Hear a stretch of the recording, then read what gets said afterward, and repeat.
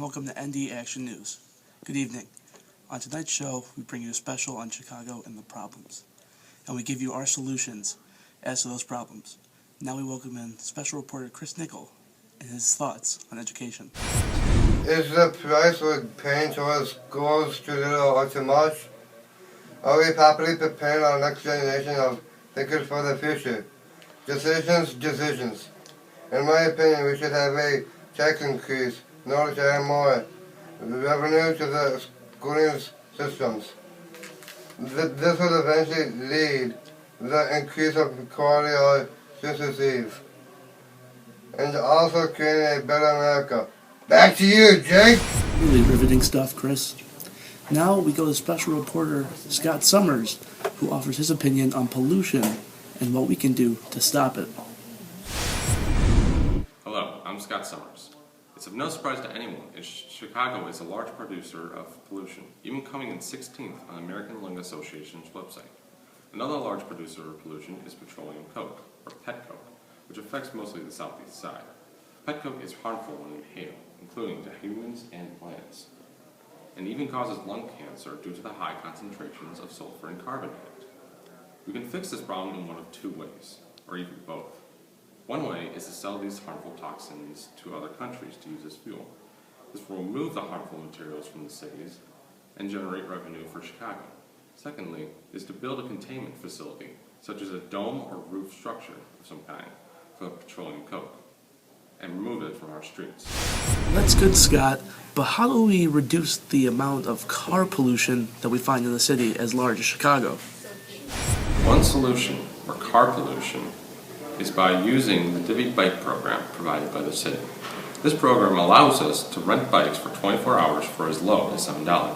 Not only will that reduce the amount of emissions, but that will also provide physical benefits for the riders. Now, Scott, is there any other problems you'd like to discuss about pollution in the city? Anything that you see? Well, there's only one more problem I see for the city of Chicago, the pollution of garbage. There's a large volume of trash littering the city, with very few facilities to house the garbage. One solution I think we should incorporate is increase the amount of facilities around Chicago, thereby reducing the concentrations of trash and producing a cleaner city. See, pollution can be stopped, and with a few simple, helpful tips.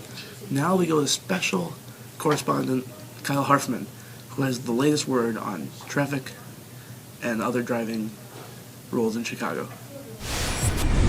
The problem with Chicago is when it comes to construction, people don't work. It doesn't last very long. It takes too long. Streets are also a problem on the highway. There's a lot of traffic jams, and it doesn't look good when you want to go downtown. So my proposed solutions to these problems are employ more construction workers so the jobs get done faster.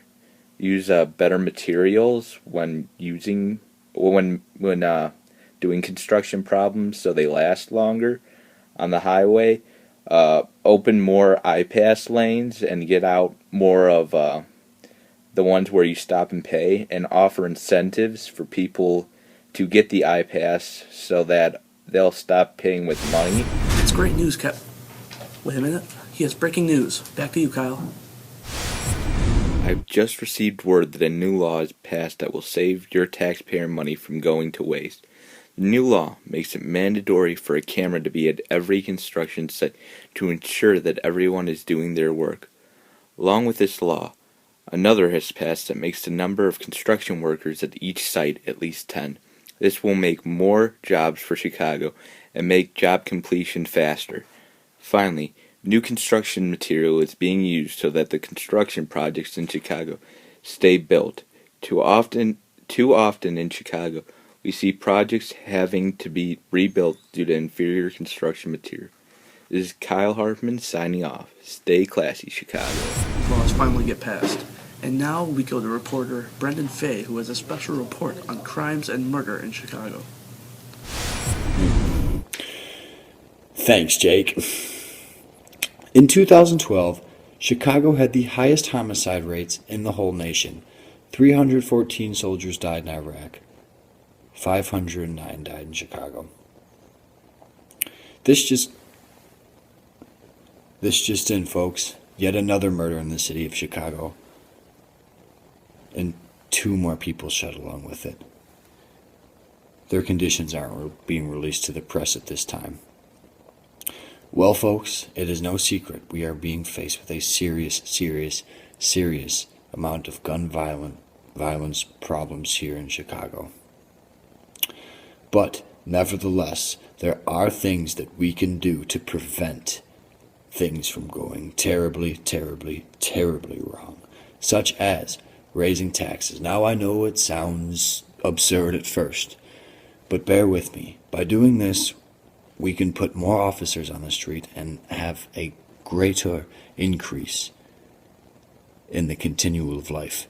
Secondly, it will put cameras up on the streets, so when we are not there to watch, somebody will always be watching. Thanks, Jake. Really riveting stuff, Brendan. Well, that concludes our show. We'd like to thank you for joining us, and have a good night, Chicago.